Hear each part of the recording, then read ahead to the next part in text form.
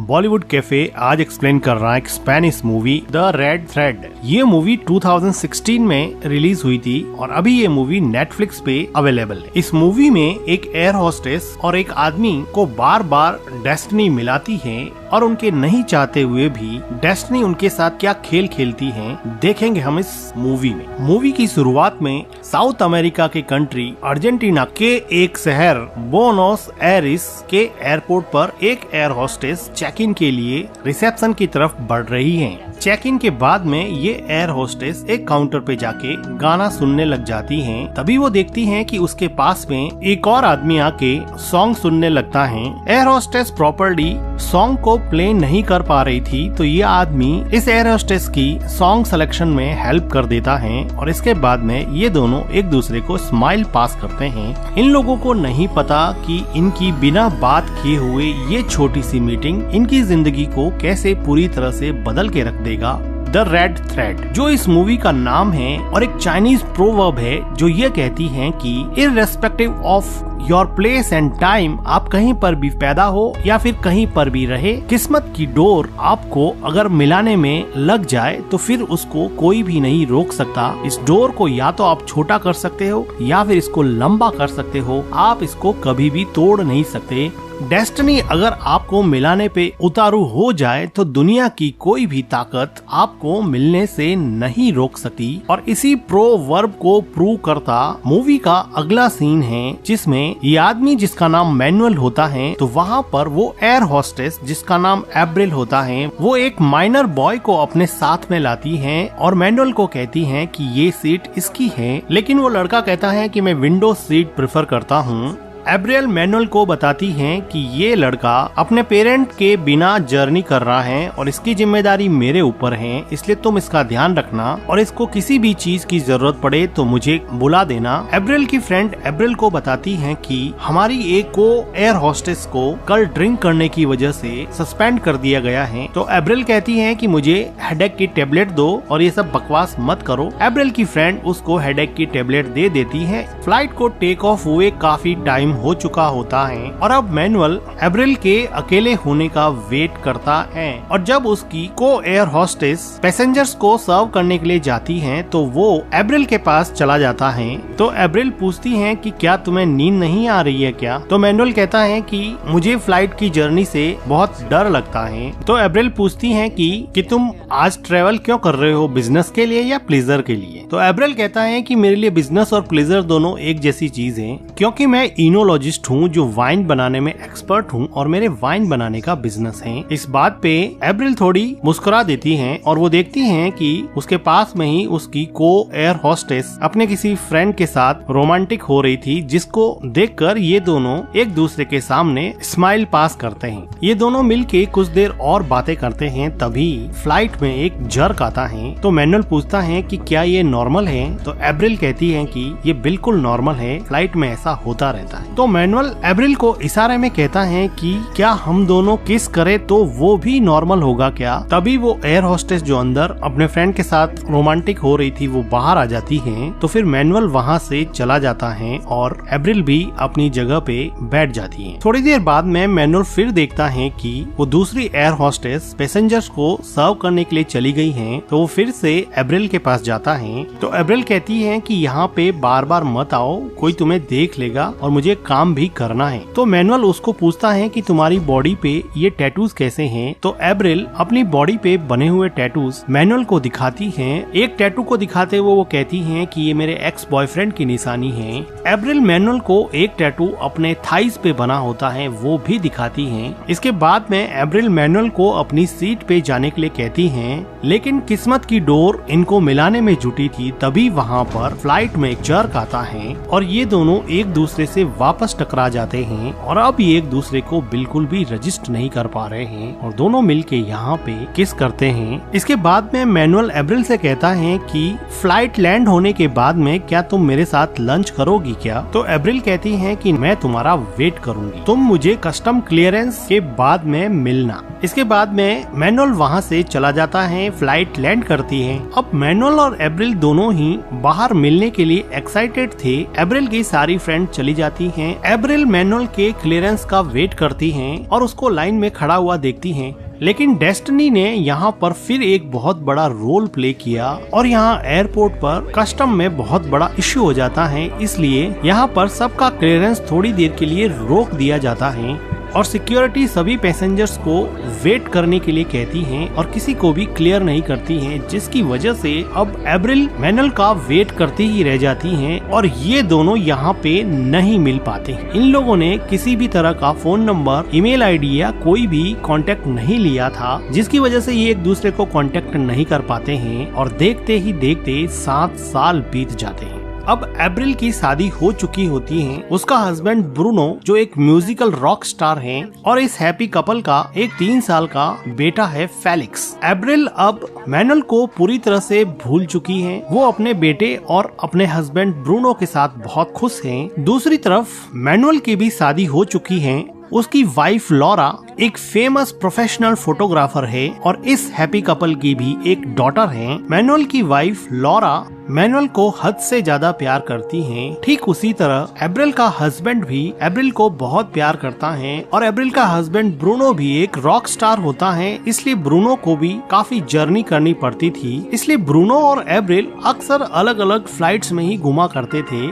आज ये दोनों मिलके फिर अलग अलग फ्लाइट्स ले रहे हैं। एब्रिल और ब्रूनो दोनों एक दूसरे से अलग नहीं होना चाहते हैं, लेकिन इनको काम की वजह से अलग अलग निकलना ही पड़ेगा और वो कोलंबिया के एक शहर कार्टाजीना के लिए निकल जाती हैं। लेकिन किस्मत का धागा एब्रिल को आखिर तो मैनुअल से बांधना चाहता था, तो इधर मैनुअल भी कोलंबिया के इसी शहर में आने के लिए रवाना हो रहा था। कोलंबिया में लैंड होने के बाद में एब्रिल और एब्रिल की फ्रेंड उसके कैप्टन के साथ होटल में अपनी बुकिंग करवा रहे थे। तभी वो देखती है कि उसी होटल में रिसेप्शन पर मैनुअल भी बुकिंग करवाने आया हुआ है और किस्मत की डोर ने इनको फिर एक बार 7 साल बाद में आमने सामने लाके खड़ा कर दिया। एब्रिल मैनुअल से बिना बात किए हुई वहाँ से जाने लगती है, तो मैनुअल उसके पीछे जाके एब्रिल से बात करता है और कहता है कि भूल गई क्या। लेकिन एब्रिल कहती है कि जानती हूँ तुम इनोलॉजिस्ट हो ना, जो वाइन का बिजनेस करते हो, मुझे पूरी तरह से याद है। फिर एब्रिल वहाँ से जाने लगती है तो मैनुअल कहता है कि तुम ऐसे नहीं जा सकती हो, हमने एक दूसरे को बहुत ढूंढा था लेकिन हम एक दूसरे को मिल नहीं पाए। कम से कम अब ऊपर रूफटॉप रेस्टोरेंट पे चल के मेरे साथ लंच तो करना बनता ही है। इंसिस्ट करने पर एब्रिल एग्री हो जाती है और मैनुअल के साथ रूफटॉप रेस्टोरेंट में लंच करने के लिए ऊपर चले जाते हैं। एब्रिल कहती है कि मैं एयरपोर्ट पर 5 घंटे तक वेट करती रही लेकिन तुम नहीं आए। तो मैनुअल कहता है कि मेरा उस शाम को कस्टम क्लियरेंस हुआ ही नहीं था, इसलिए मैं एयरपोर्ट से बाहर ही नहीं आ पाया। फिर ये दोनों एक टेबल पर जाते हैं और लंच का ऑर्डर करते हैं। अब एब्रिल अपने हस्बैंड और अपने बेटे से बात करना चाहती है तो वो देखती है कि यहाँ पर मोबाइल का नेटवर्क प्रॉपर नहीं आता है। एब्रिल फिर अपने हस्बैंड ब्रूनो और अपने सन फेलिक्स की फोटो मैनुअल को दिखाती है और मैनुअल भी अपनी वाइफ और अपनी डॉटर की फोटो एब्रिल को दिखाता है और वो कहती है कि आखिर तुम्हें तुम्हारा प्यार मिल ही गया। तो मैनुअल कहता है कि ये प्यार हम दोनों के बीच में भी हो सकता था, क्या तुम इसके बारे में नहीं सोचती हो। तो एब्रिल कहती है कि नहीं, जो चीजें नहीं हुई हैं उनके बारे में मैं कभी नहीं सोचती। मैनुअल कहता है कि मुझे विश्वास नहीं होता है कि मुझे उस टाइम तुमसे प्यार हो गया था। तो एब्रिल कहती है कि सिर्फ एक किस करने से तुम्हें प्यार कैसे हो गया। और वो कहती है कि अब मुझे जाना पड़ेगा, मेरे कैप्टन फ्रेंड की बर्थडे पार्टी है और मुझे पार्टी के लिए तैयार होना है। और एब्रिल थैंक यू कह के वहाँ से निकल जाती है। एब्रिल अपने होटल रूम में जाके अपने हस्बैंड और अपने बेटे से बात करती है। तभी वहाँ पर उसकी फ्रेंड और उसकी को एयर होस्टेस आ जाती है और वो एब्रिल को मैनुअल के बारे में पूछती हैं। तो एब्रिल उसको बता देती हैं कि अब तो वो शादीशुदा हैं, अब उसका एक बच्चा भी है और एक बहुत ही प्रीटी सी वाइफ भी है। एब्रिल कहती है कि ये सब छोड़ो, कैप्टन की बर्थडे पार्टी का टाइम हो गया है, जल्दी से रेडी हो जाओ, चलते हैं। दूसरी तरफ मैनुअल अपने रूम में बैठा बैठा अपनी वाइफ से लैपटॉप पे बात करता है और थोड़ी देर बाद में बोर होने की वजह से होटल की छत पे आ जाता है, जहाँ से वो देखता है कि अप्रैल अपने कैप्टन फ्रेंड की बर्थडे पार्टी में खूब एंजॉय कर रही है। अप्रैल जब मैनुअल को बाहर खड़ा देखती है तो वो उसको अंदर बुला लेती है और यहाँ पे डीजे कह रहा होता है कि सब अपना अपना पार्टनर चॉइस कर लो, सबको यहाँ पे कपल डांस करना है। तो अप्रैल मैनुअल को हाथ पकड़ के डांस फ्लोर पे ले जाती है और वो उसके साथ डांस करने लगती हैं। ये किस्मत की डोर ही थी जो इनको बार बार दूर जाने के बाद में भी करीब लाए जा रही थी। This is the invisible thread of destiny which connect the people. Universe की सीयर रैंडमनेस के बावजूद भी आपका किसी खास आदमी से बार बार मिलना डेस्टिनी ही कहा जाएगा। यही तो इस मूवी का नाम है, द रेड थ्रेड। वो थ्रेड जो हमें एक दूसरे से बांधे रखता है, एक दूसरे की तरफ खींचता है, एक दूसरे से दूर भी ले जाता है, लेकिन ये डोर कभी टूटती नहीं। कभी न कभी कहीं न कहीं जिनको मिलना होता है वो मिल ही जाते हैं। ठीक ऐसा ही अप्रैल और मैनुअल के साथ हो रहा था। डांस करने के बाद में ये दोनों होटल की छत पे चले जाते हैं और थोड़ी बातें करते हैं। तो मैनुअल अप्रैल को कहता है कि कल साइट सीइंग करने चलेंगे क्या, लेकिन अप्रैल बिना कोई जवाब दिए मैनुअल को बाय कह के जाने लगती है। जाने से पहले वो मैनुअल को गाल पे किस करती हैं, तो मैनुअल उसको वापस से किस करने लगता है, तो वो दोनों कुछ ज्यादा क्लोज हो जाते हैं और एक दूसरे को किस करने लग जाते हैं। लेकिन जल्दी ही अप्रैल पीछे हट जाती है। नेक्स्ट डे मॉर्निंग में उठकर अप्रैल अपने हस्बैंड ब्रूनो और अपने सन फेलिक्स से वेबकैम पे बात करती है, लेकिन यहाँ पे नेटवर्क कनेक्टिविटी का थोड़ा इश्यू था, इसलिए अब अप्रैल अपने हस्बैंड से बात नहीं कर पा रही है। तो अप्रैल ने सोचा कि अब होटल में बोर होने और टीवी देखने से तो अच्छा है कि बाहर कहीं घूम के आया जाए, और वो कंफर्टेबल क्लोथ्स में अपने रूम से बाहर निकल जाती हैं। वो अपनी फ्रेंड को साथ में ले जाना चाहती हैं, लेकिन वो देखती हैं कि उसकी फ्रेंड कैप्टन के साथ रोमांस कर रही है। तो खुशी खुशी वो उन दोनों को अकेला छोड़ के खुद अकेली ही साइट सीइंग के लिए निकल जाती है। जाते समय अप्रैल देखती है कि मैनुअल अपनी वाइन की बोतल को एग्जीक्यूटिव्स को प्रेजेंट करने की कोशिश कर रहा है। मैनुअल अप्रैल के पास आके पूछता है कि क्या मैं तुम्हारी कोई हेल्प कर सकता हूँ क्या। तो अप्रैल कहती है कि मुझे आर्ट फेयर में जाना है, लेकिन मैं मैप रीडिंग में इतनी अच्छी नहीं हूँ, मुझे नहीं पता कैसे जाऊँ। तो मैनुअल कहता है कि तुम मेरे साथ चलो, मैं तुम्हें ले चलता हूँ। तो अप्रैल कहती है कि नहीं, मैं अकेली ही जाऊंगी। तो फिर मैनुअल अकेला ही साइट सीइंग के लिए जाने लगता है, जिसको देख के अप्रैल काफी इम्प्रेस होती है कि उसने किसी भी चीज के लिए उसको फोर्स नहीं किया, और अब अप्रैल भी मैनुअल के साथ साइट सीइंग के लिए चली जाती है। ये दोनों मिलके काफी साइट सीइंग करते हैं, एक आर्ट फेयर में जाते हैं जहाँ से ये लोग बहुत सारी चीजें खरीदते हैं। मैनुअल यहाँ से एक आर्ट रिंग बाय करता है जो वो अप्रैल को देना चाहता है। यहाँ पर काफी देर घूमने के बाद में ये दोनों एक जगह दीवार पे जाके बैठ जाते हैं और बातें करने लगते हैं। यहाँ पे अप्रैल मैनुअल को कहती है कि यहाँ पे कितना फ्री फील होता है, यहाँ पे कितना लिबरेटिंग फील होता है, और अप्रैल उठ के मैनुअल को किस करने लग जाती है। और तभी यहाँ पे बारिश होने लग जाती है और ये दोनों उठ के एक टनल में चले जाते हैं। लेकिन अप्रैल अपने आप को रोकना नहीं चाहती थी, वो टनल के फिर बाहर चली जाती हैं और वो बारिश को अब एंजॉय करने लगती हैं। द रेड थ्रेड, किस्मत की वो डोर जो इनको पहली बार एयरपोर्ट पर मिलवाने के बाद में काफी खिंच गई थी, अब वो डोर वापस से कॉन्ट्रैक्ट हो गई है और इन दोनों को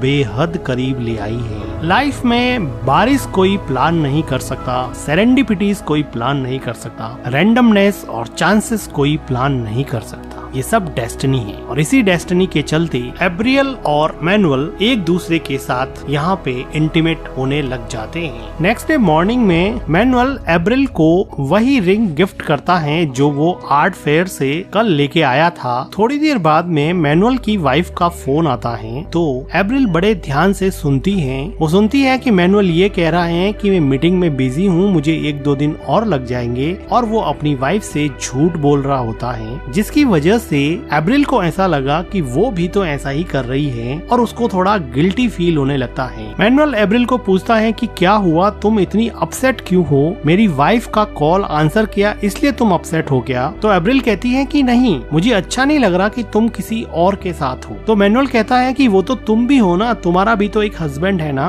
तो एब्रिल कहती है कि यही तो प्रॉब्लम है, हम दोनों प्यार सच में किसी और से करते हैं और मुझे नहीं पता कि मैं यहाँ पे क्या कर रही हूँ। तो मैनुअल कहता है कि हमारा फ्यूचर है, हमारा चांस है। तो एब्रिल कहती है कि कोई चांस नहीं है, एक ही टाइम में दो आदमियों को प्यार में नहीं कर सकती और इसमें तुम भी कुछ नहीं कर सकते और मैं भी कुछ नहीं कर सकती। और वो अपसेट होके रोते रोते वहाँ से चली जाती है। रोते हुए एब्रिल अपने घर की तरफ निकल जाती है और मैनुअल भी अपने घर की तरफ उदास मन से चला जाता है।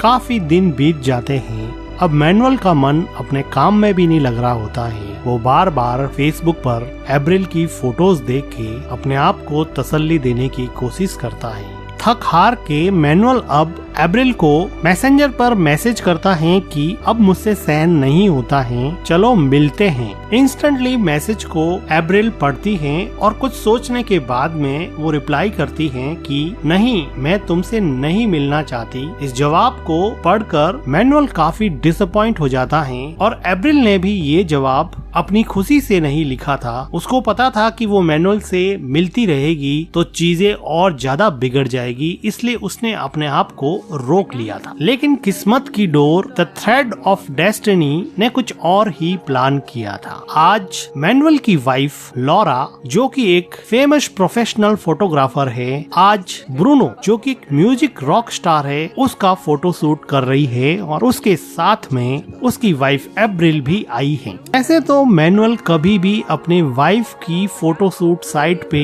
नहीं आता है, लेकिन आज उसकी एक फ्लाइट कैंसिल हो गई है, इसलिए वो यहाँ पर आ गया है और किस्मत की डोर ने फिर से एब्रिल और मैनुअल को एक ही जगह पे लाकर खड़ा कर दिया है। मैनुअल की वाइफ लॉरा मैनुअल को एब्रिल और उसके हस्बैंड से इंट्रोड्यूस करवाती है। उसको क्या पता कि एब्रिल और मैनुअल तो पहले से ही एक दूसरे को जानते हैं। ब्रूनो और लॉरा फोटो शूट में बिजी हो जाते हैं तो इधर मैनुअल और एब्रिल आपस में बात करने लगते हैं। तो एब्रिल पूछती है कि तुम यहाँ पे आए ही क्यों? मैंने तुम्हें मना किया था ना कि मैं तुमसे नहीं मिलना चाहती। लेकिन मैनुअल कहाँ मानने वाला था, वो एब्रिल के साथ थोड़ा रोमांटिक होने लगता है तो एब्रिल उसको रोक देती है। तो मैनुअल कहता है कि यहाँ से कुछ भी एक्सक्यूज करके निकल जाते हैं, मेरे साथ तुम होटल रूम में चलो। तो ये सुन के एब्रिल को थोड़ा गुस्सा आता है और वो वहाँ से चली जाती हैं और मैनुअल वहाँ से अपने होटल रूम में चला जाता है। लेकिन एब्रिल से भी कंट्रोल